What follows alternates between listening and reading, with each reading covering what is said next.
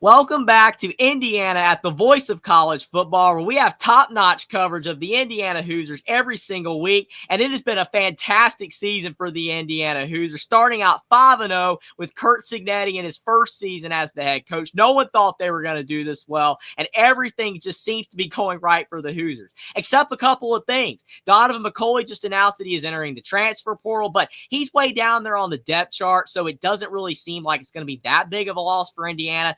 Still stings though, but Indiana just lost their top 2025 commitment in their class. That's a big blow to the Hoosiers. We're going to get into this decommitment and see if it's actually going to be that bad of a loss for Indiana. But if you like Indiana football, subscribe to the channel down below. You do not want to miss any of our coverage coming up for Indiana football this season. We got a lot more videos on the way. And if you're enjoying the video so far, leave a like down below and comment what are your thoughts about Indiana losing their top 2025 commitment. Now, that top commitment for Indiana that they just lost is Byron Baldwin. He was a 4-star defensive back, which for a lot of teams, when you're looking at the grand scheme of things, a 4-star guy is not that big a deal for Alabama, for Georgia, for Ohio State. Those programs are reeling in 5 stars day in and day out, year after year. But Indiana football, they don't normally land high-quality players. They don't normally land 4-star guys, and they never land 5-star guys. But Indiana is in the running for Julian Lewis, a 5-star quarterback who is currently committed to USC. And for Indiana losing a 4-star guy like Byron Baldwin, maybe that's not going to end up boding well for possibly being able to land Julian Lewis. That's a big reason why this is a tough loss for Indiana, because you want all the optics to look really good for a 5-star guy to want to commit to your program. Now, obviously, a big reason why Julian Lewis would even be considering Indiana in the first place is because Tino Sunseri, he has known Julian Lewis since he was basically in middle school. So there is a big connection there. And Indiana football is 5-0. You can't stress that enough. Indiana football is winning, and there's a lot of good film that Curt Cignetti can bring to players. But the problem is that NIL is a thing too.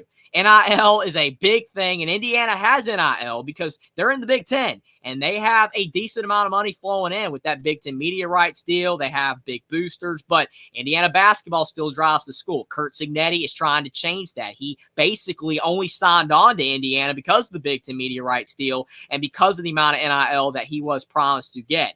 But if Indiana football is really going to be a legit contender for multiple seasons in a row, and if Curt Cignetti can continue to build this program, you do not need players like this decommitting, because Byron Baldwin is very talented. He was ranked as the number 231 player according to 247 Sports, and he's 6'1" and he's 190 pounds, and some services even have him as a top 150 player. So he would have been one of the best players of all time to commit to Indiana, because when you look at the best players that Indiana has ever landed, in Dasan McCullough and Donovan McCulley, all those 4-star guys, not many of them were ranked higher than Byron Baldwin. Baldwin would have been one of the top 10 best players to ever commit to Indiana according to the recruiting rankings. Tyler Cherry is a quarterback for Indiana right now. He's a 4-star guy. And if Julian Lewis committed to Indiana, he would be the highest ranked recruit ever.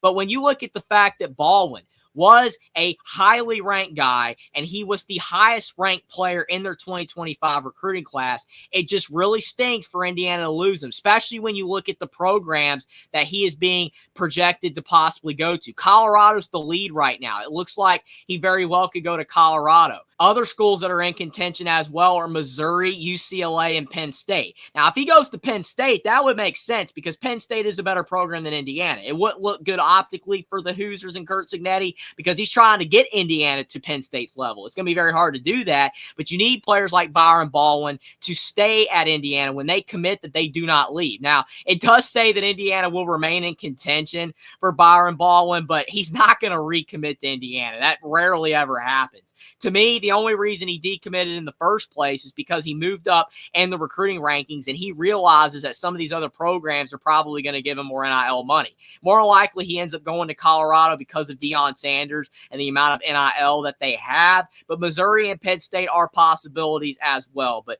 this is very frustrating for Indiana because when you look at their 2025 recruiting class, it's not actually great. It's the 55th ranked recruiting class in the 2025 class, and all the guys that they have are 3-star recruits. Now, obviously, Curt Cignetti said when he got hired at Indiana that he does not look at stars, and he looks at the quality of play that each player has when determining whether they should be an Indiana Hoosier. So if they're a 3-star guy, he's still going to end up saying, hey, we want you to come. We're not going to overlook you just because of the fact that you're not in the top 1,000 of the recruiting services. And for a lot of programs, that can work. We've seen a lot of programs around college football have tons of success with guys like this. But the problem is that most college football programs that have a ton of success do have guys that were ranked fairly highly in the recruiting services. Now, Indiana, this season, now that they're 5-0, they don't have a lot of high-quality players when it comes to recruiting rankings. Most of them are 3-star guys.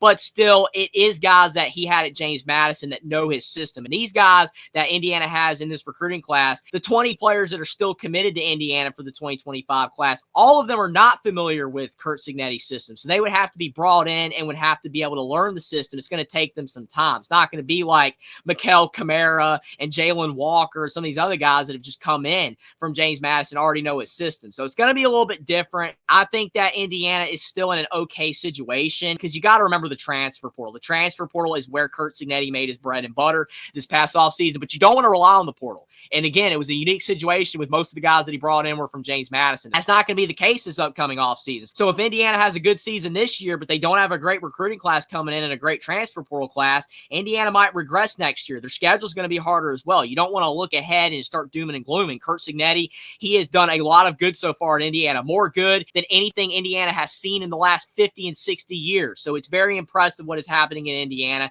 and we got to give Curt Cignetti the benefit of the doubt. But losing a player like Byron Baldwin still shows that Indiana is still not even a mid-tier program in the Big Ten and in college football because they're not able to really consistently land these higher-ranked guys. Maybe Indiana can land a couple before the end of the 2025 recruiting class is over. Maybe they can get Julian Lewis. Maybe that can turn the tide.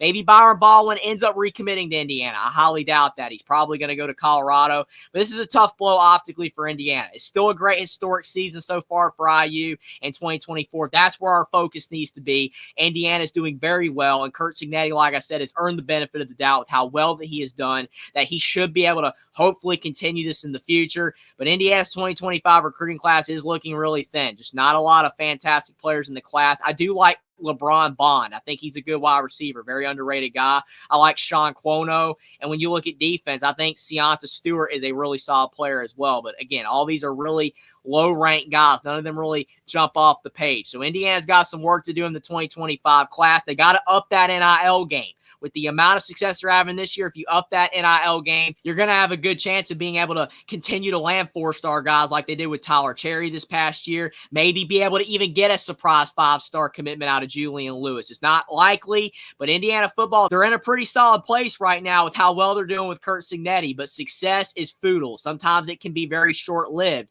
and you have to continue to be able to bring in some high-quality players. And Indiana football, that 2025 class is looking a little bit thin, especially with Byron Baldwin's decommitment and him going somewhere else. It's a tough blow to Indiana, but I still think overall, Curt Cignetti has Indiana trending so hard in the right direction that I think he's going to be able to get some high-quality players for the 2025 class. But Byron Baldwin's decommitment definitely leaves a little bit of uncertainty in that regard. But subscribe to Indiana at the Voice of College Football if you enjoyed this video. Like the video down below. Comment down below your thoughts about Byron Baldwin decommitting from Indiana and whether you believe that Indiana can turn this around in their 2025 recruiting class by getting good transfers and maybe even getting Julian Lewis or some other high-quality players for their 2025 recruiting class. Follow the Voice of College Football on Twitter and my own personal Twitter account, Only Talk Sports, as well for more sports content, and I'll see you next time.